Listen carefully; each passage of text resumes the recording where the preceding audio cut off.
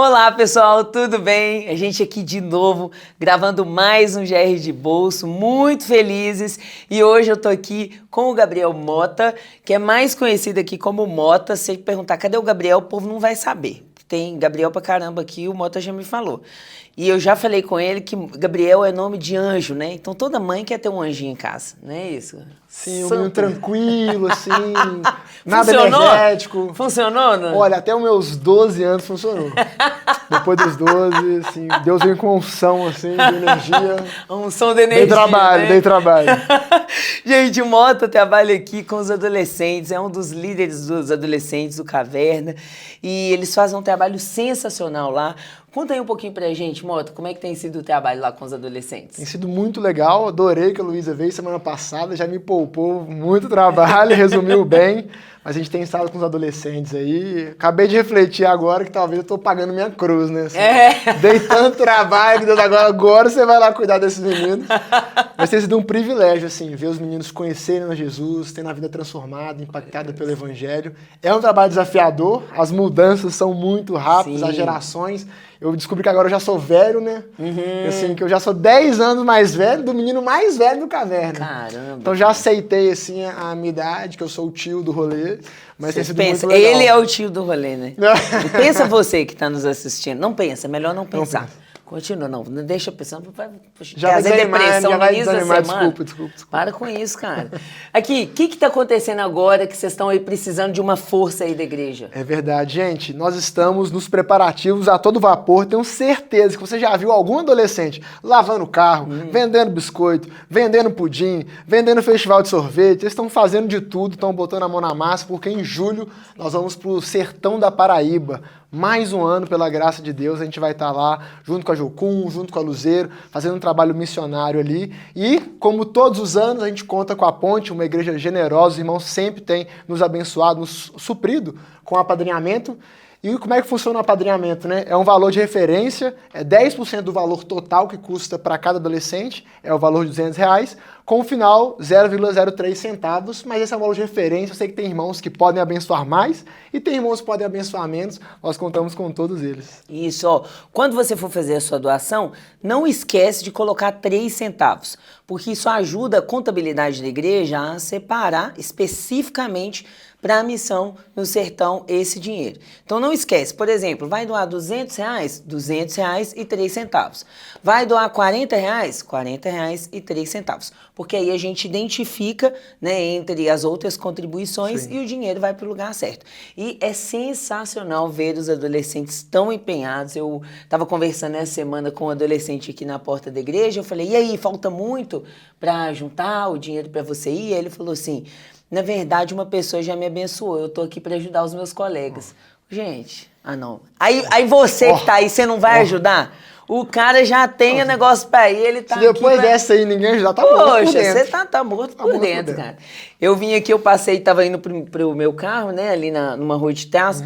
Os meninos, gente, passando um aperto com o carro preto, que jogava água, o trem ficava manchado de novo, porque a água seca no sol. Quente. Aí eles têm que andar rápido pra ver, tipo assim, tava o Sulânio, aí eles, eu não aguento mais, eu não sei o que mais que eu faço com esse carro. Então, tipo, eles estão dando sangue, gente. Então vamos ajudar, porque esses meninos estão fazendo por onde, assim, doando as férias deles para isso. Eu já fiz isso. Você já fez isso também, né, Mota? Quando você estava aí na adolescência, você já estava na igreja? Já estava na igreja, não era muito crente não, mas estava na igreja. Mas aí, tá vendo?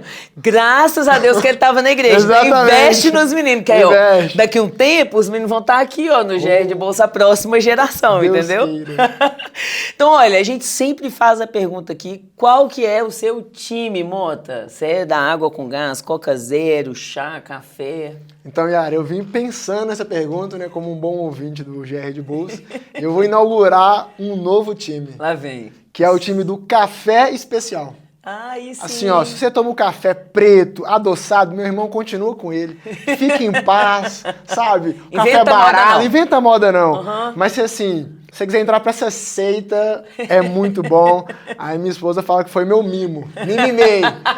Comprei várias coisas, café em grão, moedor, aí vai passar, tem o tempo certo, temperatura certa, minha firula. Mas assim, é muito top. Sensacional. Ó, se eu fosse vocês, eu ouvi o que ele tá falando, porque esse negócio dá uma encarecida aí na vida, entendeu? Então continua com o seu cafezinho aí de boa, não vem com essa de bico fino igual o Pipe. Não, o Pipe fala muito. Você é bico fino. Mas assim, ó, tem uma sugestão pra quem quiser entrar. Igual lá em casa, a Bárbara não toma café, então já sobra mais. Exato. Aí dia de semana, correria do trabalho, eu tomo um café no serviço mesmo, cafezinho mais ou menos. Agora, final de semana. Entendi. Aí é um momento especial. Antes de vir pro culto, então, Total. é um momento especial. É o ritual do fim de semana, né? É assim. Não é o café com Deus Pai, mas é um café muito bom. Qualquer coisa corta, gente. Desculpa, eu não vou resistir. Gente, pega então o seu café especial, se é do time do Mota, ou sua Coca Zero, se é do time do Pipe, sua água com gás, se é do time do Felipe, seu chazinho, se você é do time da Melissa, e vem que o GR de Bolsa está começando.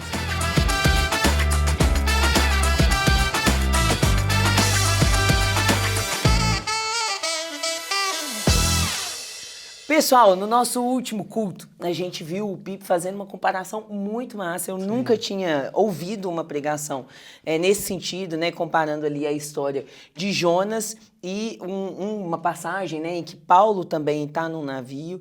Achei muito legal. Você já tinha ouvido essa comparação? Também não tinha ouvido, achei muito legal.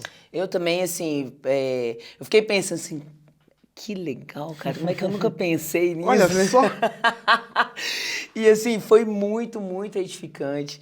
Eu saí daqui, eu levantei da cadeira, estava sentado perto dos irmãos, falei assim, dava pra gente ficar aqui em silêncio mais uns minutos, né? Só refletindo aqui. Assim, gente, levanta ainda não, daqui a pouco a gente levanta, Não, vamos ficar meditando daqui a pouquinho. Aqui. E hoje a gente vai continuar refletindo sobre isso. Então, olha, eu vou começar aqui com a nossa pergunta de quebra-gelo e a gente vai ler um trechinho de Atos 27. Mas o texto que o Pipe leu foi Atos 27 completo. Então, se você puder, dá uma pausa aí no vídeo e vai ler Atos 27 completo. A gente vai seguir aqui com as perguntas, né, pensando nessa comparação que o Pipe fez, considerando as pregações anteriores, que tiveram como base o livro de Jonas, todos os capítulos, 1 ao 4. Então a pergunta de quebra-gelo é a seguinte: se Jonas e Paulo se encontrassem num barco, depois de tudo, o que você acha que eles conversariam? Então, eu tenho uma visão de Paulo, assim. Eu acho que Paulo era meio bravo, assim. Eu acho que Paulo ia puxar a orelha de Jonas. Assim, pô, Jonas, você é profeta, cara. Cheio de experiência, meteu essa, foi dar uma dessa de doido aí. Mas também, se fosse uma resposta mais tranquila, seria assim: a gente tem certeza que no destino que a gente deve chegar, a gente vai chegar. Legal. Eu fiquei pensando assim que eu também acho que o Paulo era meio bravo, pensando que até o Pedro, ele deu uma... Deu em todo mundo. Deu uma nele, né? Então, assim, cara assim, não tinha papas na língua, né? Mas eu fiquei pensando assim, que talvez... isso foi uma coisa que me veio na pregação do Pipe. Porque, a princípio, quando o Pipe falou que ia fazer a comparação, aí eu automaticamente pensei, legal, o Paulo um cara top e Jonas um cara avacalhado. Sim. E aí, eu já ia falar o Jonas, o Pipe começou justamente falando que Paulo era pior do que Jonas, né? Porque aí ele falou que o que Jonas pensou, velho, eu achei muito brilhante isso. O Pipe, não fica se achando não, tá? O que Jonas pensou, que ele desejou o mal da cidade... Paulo fez. Efetivamente. Ele fez, né? Ele matou, ele perseguiu. E eu não tinha me dado conta, assim, não tinha pensado por esse lado. A gente tende a meio que colocar em autoestima, né, os apóstolos, como assim, se eles fossem muito especiais, e a gente esquece, não, que era gente como a gente, pecador, precisa da graça de Deus, né? Então eu acho que, assim, Paulo, por causa disso, eu acho que ele ia dar uma refletida. Mas eu acho que ele ia, assim, também, talvez, assim, não sei se confrontar diretamente, mas talvez chamar o Jonas ao arrependimento, lembrando da própria história dele também, né? Eu errei também, mas essa aí você deu uma... Exato. Tipo assim, olha, cara, eu também fiz isso, isso e aquilo e tal, mas, Deus nos chamou ao arrependimento, né? Ia ser uma conversa boa, essa aí, hein? Conversa franca. Pensou? De frente com o Paulo. De frente com o Paulo. Então, olha, o Mota vai ler pra gente o Atos, capítulo 27, do 21 até um pouquinho mais adiante, tá? Até Beleza. quanto que a gente... Acho que é o 26. 26. Beleza, do 21 ao 26. Estou aqui com a nova versão internacional. Atos 27, a partir do versículo 21, diz assim: Visto que os homens tinham passado muito tempo sem comer, Paulo levantou-se diante deles e disse: Os senhores deviam ter aceitado o meu conselho de não partir de Creta, pois assim teriam evitado este dano e prejuízo. Mas agora recomendo-lhes que tenham coragem, pois nenhum de vocês perderá a vida. Apenas o navio será destruído. Pois ontem à noite apareceu-me um anjo do Deus a quem pertenço e a quem adoro, dizendo-me: Paulo, não tenha medo. É preciso que você compareça perante César. Deus, por sua graça, deu-lhe a vida de todos os que estão navegando com você. Assim, tenham ânimo, senhores. Creio em Deus que acontecerá do modo como me foi dito. Devemos ser arrastados para alguma ilha. Então a gente escolheu esse trechinho, né, Mota, que Paulo está justamente ali exercendo uma liderança, animando as pessoas, relembrando a elas do propósito, da soberania de Deus. Olha, Deus tem um propósito e ele vai cumprir esse propósito independente das circunstâncias, né? Que é diferente do que a gente viu, se a gente comparar com Jonas, que foi dormir ali, aquele sono do desespero, né? Sem pensar, e sem lembrar, assim, tipo... Na verdade, sim, eu acho que ele estava lembrando e tentando esquecer, sabe? Quando você tá com aquele problema, você fala, deixa eu dormir para esquecer, que fingir que Deus não me mandou fazer isso. Não tá acontecendo isso, não foi comigo, não foi comigo. Não foi comigo, vou dormir que aí passa, né? E aí as perguntas que a gente tem, lembrando que essas perguntas fazem parte do estudo que a gente vai fazer no GRs aí ao longo da semana. Você também consegue acessar essas perguntas e o estudo completo no aplicativo na Ponte BH. Só você ir até Downloads e aí você tem lições de GR. Aí você tem a lição completa que é feita sempre todas as semanas pela Karine Guedes, tá? Então é o seguinte, olha, a pergunta 1 diz assim: Deus usou a tempestade para alcançar os marinheiros no navio de Jonas e a tripulação no navio de Paulo. Como a igreja deve enxergar as crises da sociedade, sejam elas econômicas, políticas, morais ou institucionais? Uma excelente pergunta. Acho que a primeira palavra que me veio à mente assim é oportunidade. Legal. Acho que a maneira como a igreja reage, a gente reage como igreja às situações, elas revelam a nossa fé. Acho que foi, não sei se foi esse domingo, mas acho que o Pipo falou, ou se foi no retrasado, sobre como que a nossa teologia ela é demonstrada mediante as circunstâncias. Sim. O que a gente crê verdadeiramente, que a gente professa verdadeiramente, quando o bicho pega, é essa hora que a gente vê, né? Se a gente vai abraçar o desespero, se a gente vai abraçar a indiferença, Sim. ou se a gente vai, igual foi citado na pregação, né? Tomar essa posição de Paulo de servir as pessoas, de encontrar em meio ao caos, ter a certeza da esperança e, diante disso, lidar de uma maneira diferente, né? Reagir de maneira diferente às circunstâncias. E você, Yara? Poxa, sensacional. Eu concordo com você, assim, acho que oportunidade é uma boa palavra. E eu fico pensando assim que, assim como nos textos, né, são momentos em que Deus pode se revelar a nós, se revelar à sociedade. É triste, eu acho, quando os escândalos vêm por meio da igreja, né? Porque assim, a Bíblia fala mesmo que escândalo sempre vai ter, mas é muito triste, né, quando vem pela igreja. A ideia é que viesse de outros meios, né? Mas, ainda assim, quando o escândalo vem por meio da igreja, Deus revela e desperta a sua igreja, né? Então, eu acho que assim, pensando do ponto de vista da gente como cristão, por exemplo, que a gente vive hoje, né, no Brasil, que envolve também muitas igrejas, a ideia seria pensar, ok, então Deus está nos chamando para olhar de novo para o Evangelho, para pregar de novo o verdadeiro Evangelho. E quando a gente pensar, né, então, como para a igreja, a gente precisa ser como o Esdras lá para o povo de Israel, né? Gente, volta aqui, vamos relembrar a lei aqui do Senhor, né? Então, acho que isso... e para os de fora, é um bom momento para a gente também mostrar o verdadeiro Evangelho, inclusive por meio do arrependimento, por meio das mudanças, né? Do reconhecimento. Então, assim, isso de não fingir que não está nada acontecendo, sabe? Eu acho que esse ponto do reconhecimento é tão legal, assim, porque por mais que seja uma situação muito ruim, né, todos os escândalos dos últimos tempos, geram oportunidade de diálogos com pessoas, às vezes, muito fechadas ao cristianismo, ao evangelho, à igreja, por conta desses contextos mesmo.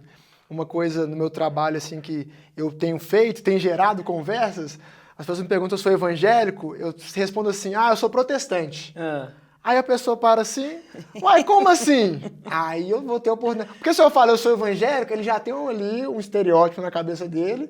Quando eu gero essa dúvida na cabeça dele, eu gero uma oportunidade de diálogo. Outra pergunta, como assim? O que assim? é ser Aí protestante? Falo, não, porque eu entendo isso, isso e isso, entendo a atuação da igreja dessa maneira.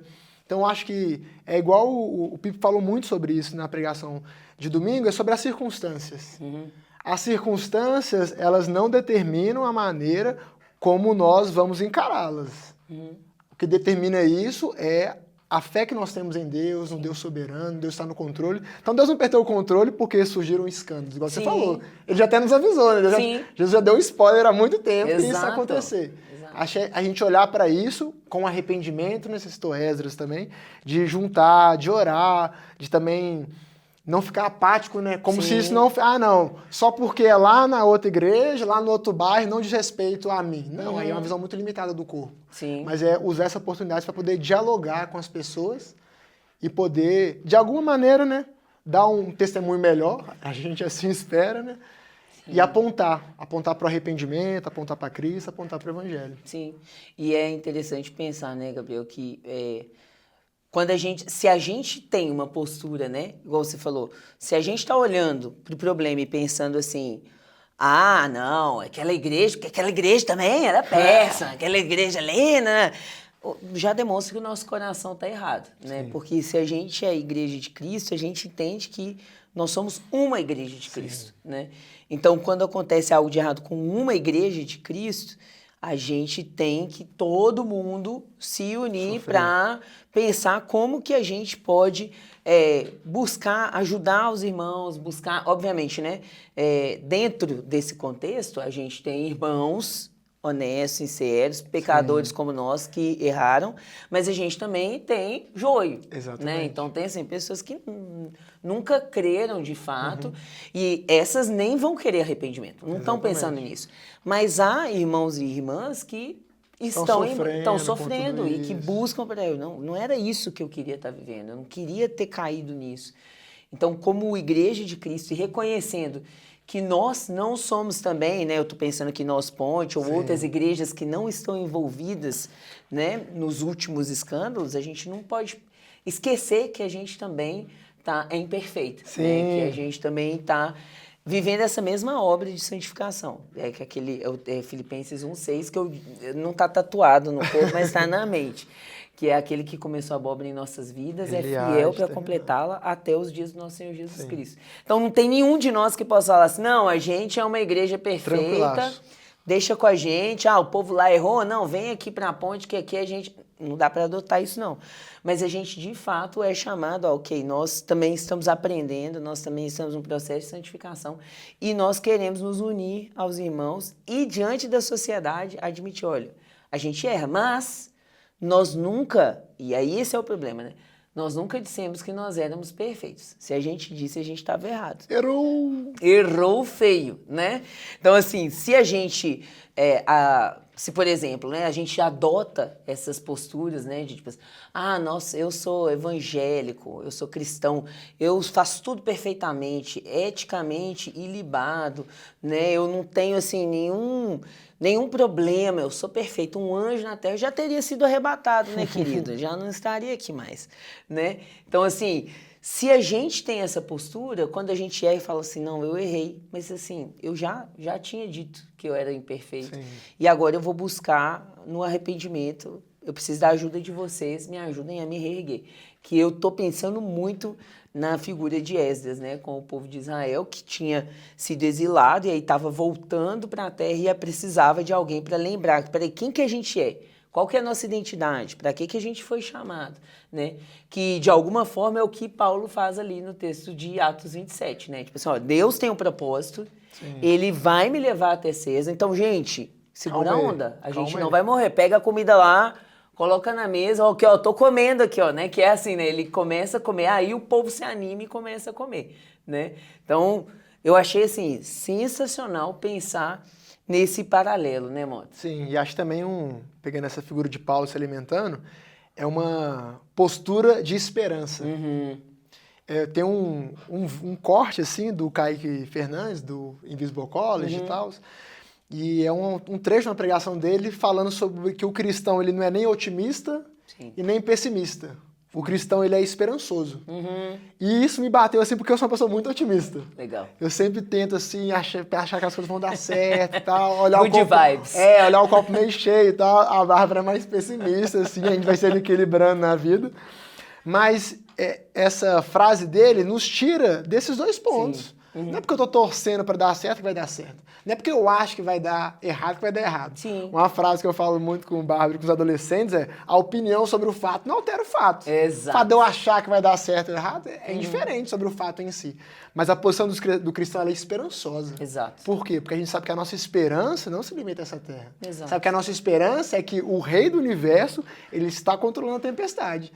Ou então ele está controlando a ausência da tempestade. Total. Então essa postura esperançosa diante do conflito e do caos. Né? Exato. E esse é um ponto importante, né? Porque, de fato, parece que a gente está sempre meio polarizado, né? Ou você acha que não, vai dar tudo certo, né? Tipo assim, fica em paz, não preocupa não, né? Ou então você está nesse lugar Desespero. de pessimismo, desespero, e é exatamente, Deus chama a gente para a esperança e a esperança que está nele. Exatamente. Que é muito doido, né? Quando Paulo, que é muito doido, né? Os dois estão fazendo a mesma coisa, só que, tipo, ao contrário, entendeu? Exatamente. Porque, tipo assim, olha, Jonas está reconhecendo quem Deus é, só que aquilo deixa ele fulano, né? Tipo assim, ele fica chateado. Tipo, pô, Deus é misericordioso, eu sabia que o Senhor ia perdoar a galera, sacanagem, né? Tipo, ele tá assim. E Paulo tá de novo reconhecendo quem Deus é, mas isso traz a ele esperança e alegria. Ele fala assim, gente, Deus tem um propósito, então vocês podem comer, que a gente tem salvação para nós, né? Então, assim, os dois estão reconhecendo a Deus, mas os dois estão fazendo isso com corações completamente diferentes, né? Sensacional, sensacional. Pergunta 2 aí, então, ó. Jonas e Paulo estavam em situações opostas. Um fugia de Deus, o outro obedecia. Mesmo assim, ambos enfrentaram tempestades severas. O que isso nos diz sobre a relação entre sofrimento e postura espiritual? O sofrimento é sempre sinal de desobediência? Como as duas histórias juntas respondem a essa pergunta? Essa é uma pergunta forte, né? Forte, fortíssima. Eu fiquei refletindo assim, porque eu respondi essa pergunta recentemente, há alguns meses atrás. Umas pessoas mais próximas, assim, a Yara também sabe, que minha mãe teve câncer ano passado, e aí deu metástase de novo, ela vai ter que passar por uma nova cirurgia. E minha mãe me fez essa pergunta sobre, será que Deus, o que eu fiz de errado? Será que Deus está me punindo e tudo mais? E eu lembrei para ela uma passagem, se eu não me engano, em Mateus, quando os discípulos perguntam sobre um cego. E eles falam assim, Jesus, quem pecou? Foi ele ou foram os pais? E Jesus responde assim, não, nenhum nem outro. Toda essa circunstância, toda essa tempestade é para manifestar a glória de Deus. E assim, a gente está, não adianta a gente negar, a gente está no meio de uma cultura evangélica que tem essa ideia da prosperidade, da bênção, de ser cabeça e não cauda, todos esses jargões evangélicos da teologia da prosperidade formam esse imaginário de que a vida cristã, não, é de vento em popa, é só dando certo, é sem sofrimento. E eu acho muito legal que alguns anos atrás o Marco Teles fez um álbum em cima de Timóteo, chama Amado Timóteo. Você nunca ouviu, meu irmão? Quando acabar aqui no Spotify ou no YouTube, você põe lá, Amado Timóteo. É um sermão cantado, e ele traz justamente essa figura de Paulo, ali no final da carta de Timóteo, Paulo sofrendo, Paulo sozinho, abandonado, assim, depois de Jesus, talvez o maior homem do cristianismo, assim, escreveu tantas epístolas, pregou para tanta gente, construiu, plantou tanta igreja, viajou tantos lugares. No final da vida, Paulo está o quê? Abandonado, cansado, pedindo abrigo, pedindo um cobertor, pedindo um papel para poder escrever. Então, assim, então tem alguma coisa errada. Se minha mentalidade é essa mentalidade de sucesso, se a mentalidade é essa mentalidade da ausência de sofrimento, o que eu faço com o Paulo, então? Eu vou arrancar aqui tudo que Paulo falou, tudo que Paulo fez, para eu poder adequar a meu pensamento que eu quero viver a vida feliz, só com as circunstâncias, ou talvez isso nos diga uma outra coisa, né? Sim, exato. Que talvez o sofrimento, não, talvez o sofrimento faça parte do amadurecimento, talvez o sofrimento, talvez não, né? O sofrimento faz parte desse amadurecimento. Uma das primeiras expressões que eu ouvi na ponte, numa das pregações do Pipe, foi a pedagogia de Deus. Nossa, isso me marcou demais. Porque às vezes a gente está passando sofrimento, mas é por amor. Pra gente refletir, pra gente ver. Tive uma experiência com Bárbara, bem no começo do nosso casamento. Bárbara queria fazer uma especialização na UFMG, abriu o edital, tinha muitos anos que não abria. Enfim, foi fazendo o processo e a gente não tinha condições de pagar, assim. E aí, no mesmo momento que abriu essa vaga, eu recebi uma proposta de trabalho. O pessoal do Mirante aí, os olds do Mirante vão lembrar, old school do Mirante, que eu comentei sobre isso. E aí surgiu uma proposta de trabalho para eu ganhar o dobro do que eu ganhava. E tal, eu me preparei, estudei, eu sabia tudo sobre a empresa, tudo sobre a vaga, assim. Nossa, eu fiz um TED Talks na entrevista. Mais que o povo que tava te chamando, Mais que o povo tava me chamando. E a entrevista foi ótima e tudo mais. E aí passou uns 10 dias, eles disseram, não, Gabriel, a gente gostou muito de você, mas não vai dar. Aí porque qual que é o nosso imaginário evangélico? Não, Deus tá abrindo as portas, ó como que vai dar tudo certo, Isso, e pá. Aí Deus, isso. pá.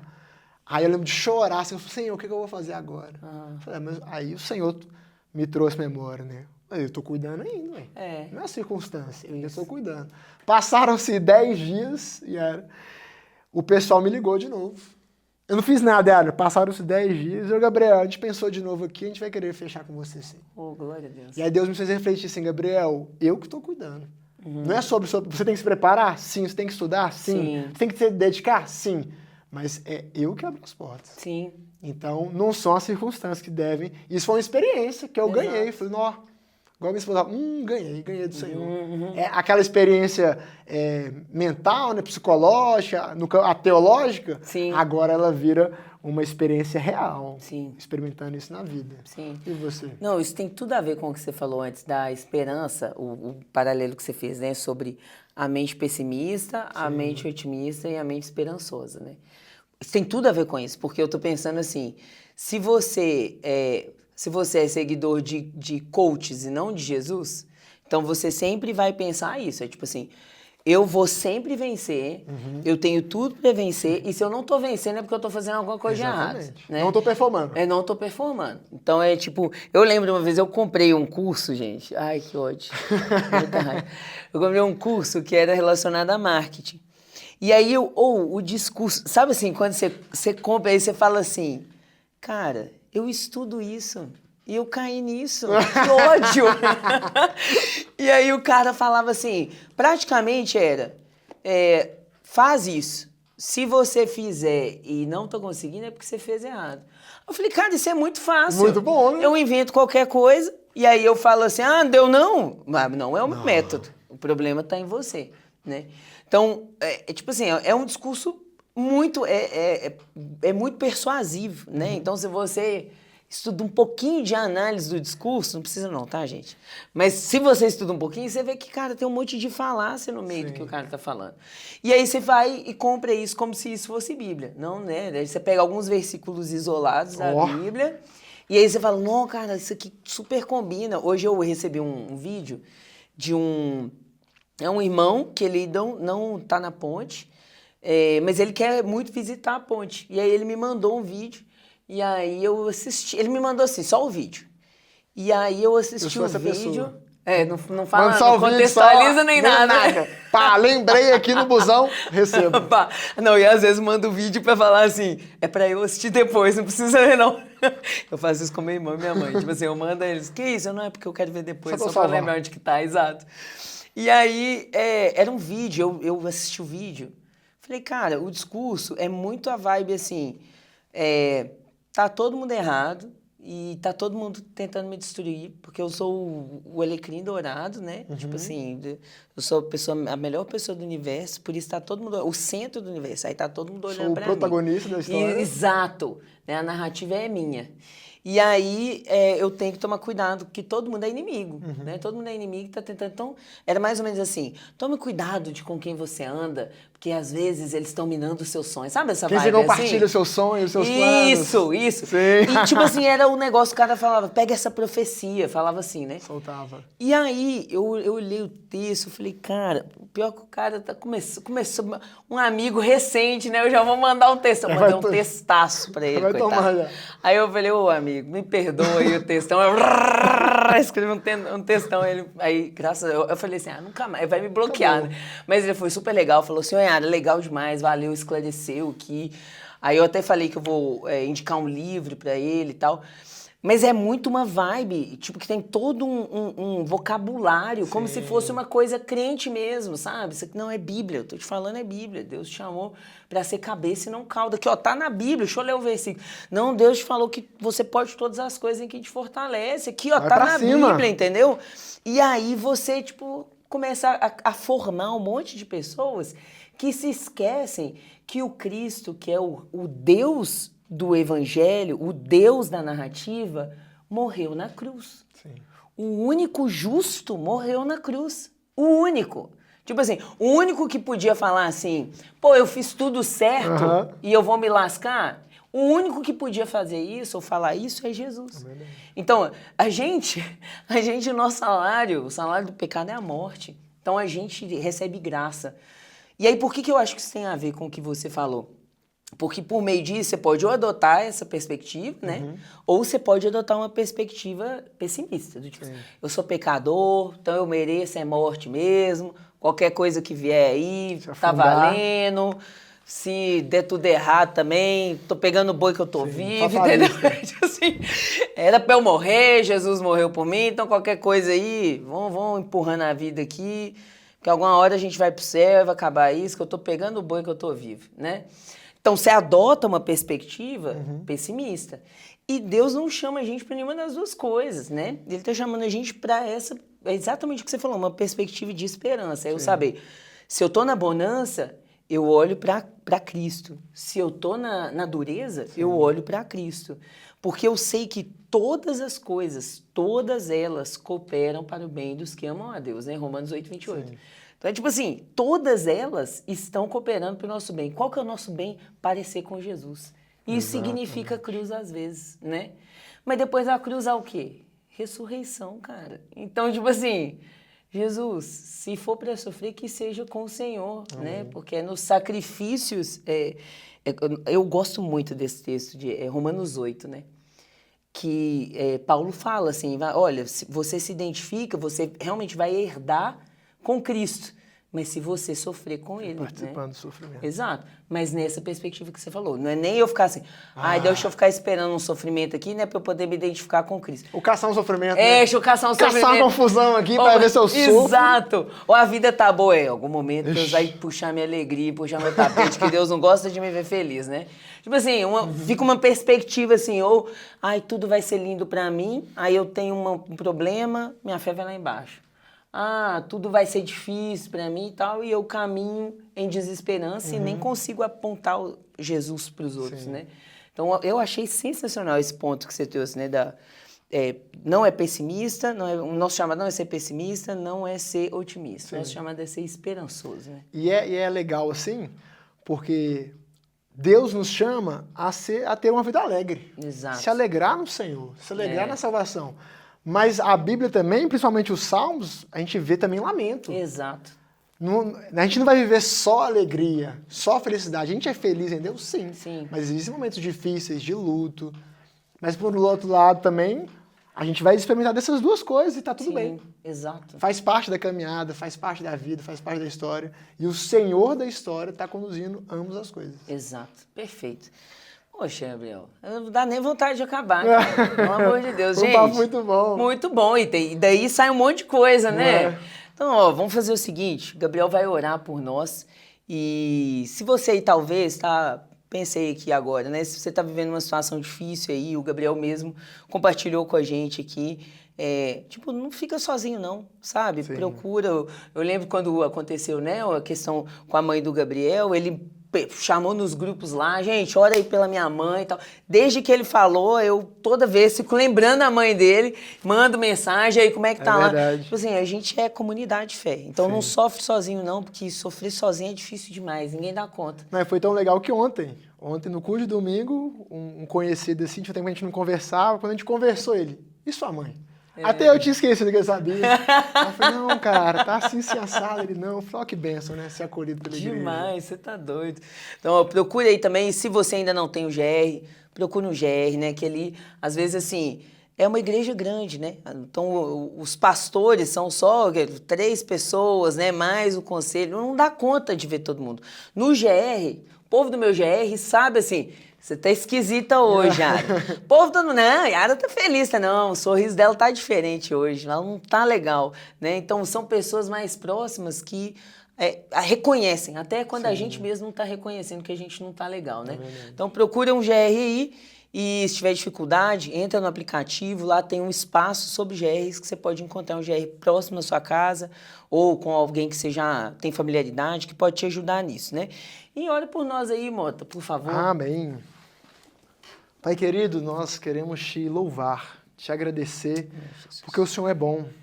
Pai, nós de fato confiamos no Senhor, confiamos no Teu amor, Pai. Nós confiamos a tal ponto porque nós sabemos que o Senhor entregou o Seu próprio Filho. Amém. Senhor, que esse podcast, que essas pregações, essa série de pregações venha de fato moldar o nosso coração. Sim, sim. Nós não queremos ser levados pelas circunstâncias, não queremos ser levados por qualquer vento de doutrina, que apenas inflam o nosso ego e nos prometem tudo e não entregam nada. Nós queremos o precioso Evangelho de Cristo. Sim, sim. Que muitas vezes, igual a Yara falou, muitas vezes é cruz, muitas vezes é renúncia, é penoso. Mas, Pai, há ressurreição. Aleluia. Cristo Jesus venceu o último inimigo, que era a morte. Amém, É por isso que nós temos esperança. Não de que a vida aqui na Terra vai ser tudo perfeito, só alegria, só sorrisos, mas como Pedro falou, é uma leve e momentânea tribulação. Sim, sim. Que nos renderá um peso de glória eterno, que é estar junto ao Pai. Que é estar desfrutando da glória, da presença eterna com Deus e vivendo um novo céu e a nova terra para a sua honra e para a sua glória. Mas, Pai, que essa esperança, que sim é futura, não nos deixe de agir hoje, Senhor. Sim, Pai. De olhar para as pessoas à nossa volta, os nossos irmãos em Cristo, de sermos igreja, de nos discipularmos, nos pastorearmos mutuamente e também de olhar para a cidade. Olhar, Senhor, para os nossos bairros, para os nossos vizinhos, para os nossos colegas do trabalho, e enxergar, Senhor, um campo missionário, enxergar um lugar, Senhor, para nós sermos sal e luz. Quantas circunstâncias não acontecem e não acontecerão, ainda mais nesse ano de eleição, Pai. Sim. Que o Senhor nos dê sabedoria, que o Senhor nos dê sobriedade, mas que o Senhor também nos dê ousadia, de tal qual Paulo, Senhor, nos levantar para anunciar as gloriosas riquezas de Cristo, para anunciar a mensagem de esperança e que nós nos venhamos colocar como servos do Senhor, como seus pés e suas mãos. É isso que eu te peço no nome de Jesus. Amém, graças a Deus. Obrigada, Mota, que Deus te agradeço. abençoe e tamo junto. Muito obrigado você que está aí com a gente e até o próximo GR de Bolsa.